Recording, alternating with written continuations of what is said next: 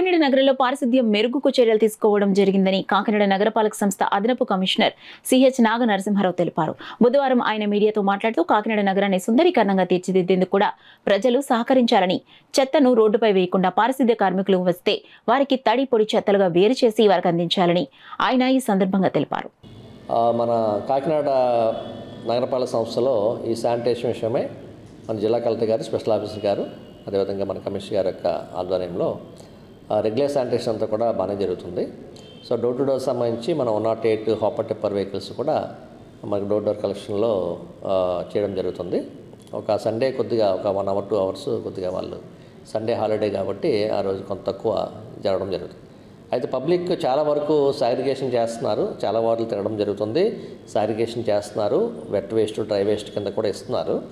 So అయితే కొన్ని slum ఏరియాస్లో కొంత వరకు కొంతమంది సరిగ్గా ఇవ్వకపోవడము, టైంకి ఇవ్వకపోవడము, ఇలాంటి వాటి వల్ల వాళ్ళు డ్రైన్స్లో కానీ రోడ్డు మీద కానీ పడేస్తున్నారు. అది కూడా అబ్జర్వ్ చేయడం జరిగింది కంటిన్యూస్గా. సో దాని మీద మరి వాళ్ళ మీద ఫైన్స్ వేయాలి. సో అయితే ఏంటంటే ఈ మధ్యకాలంలో ఉన్నటువంటి ఎలక్షన్ దృష్ట్యా మరి కొంత మనం అంత ఫాస్ట్గా చేయలేని పరిస్థితుల్లో మనకి శానిటరీ వింగ్ కూడా కొంత ఎలక్షన్ పోలింగ్ సంబంధించిన యాక్టివిటీస్లో కానీ, తర్వాత రిసెప్షన్ సంబంధించిన యాక్టివిటీస్లో కొన్ని రోజుల పాటు వాళ్ళు కూడా ఉండడం వల్ల కొంత కాన్సన్ట్రేషన్ అంటే కొంత తగ్గింది. కానీ ఆఫ్టర్ పోలింగ్ మళ్ళీ రెగ్యులర్గా ఎవరి డ్యూటీ వాళ్ళు చేయడం జరుగుతుంది. అయితే పబ్లిక్ యొక్క నా రిక్వెస్ట్ ఏంటంటే ఏదైనా కానీ శానిటేషన్ బాగుండాలంటే పబ్లిక్ యొక్క పార్టిసిపేషన్ అంతా చాలా ఇంపార్టెంట్.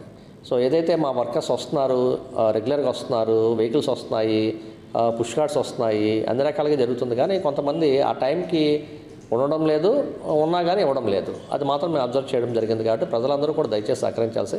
ఎందుకంటే మన సిటీని నీట్గా ఉంచుకోవాలంటే మనం ముఖ్యంగా శానిటేషన్ అనేది చాలా ఇంపార్టెంట్, పబ్లిక్ పార్టిసిపేషన్ చాలా ఇంపార్టెంట్.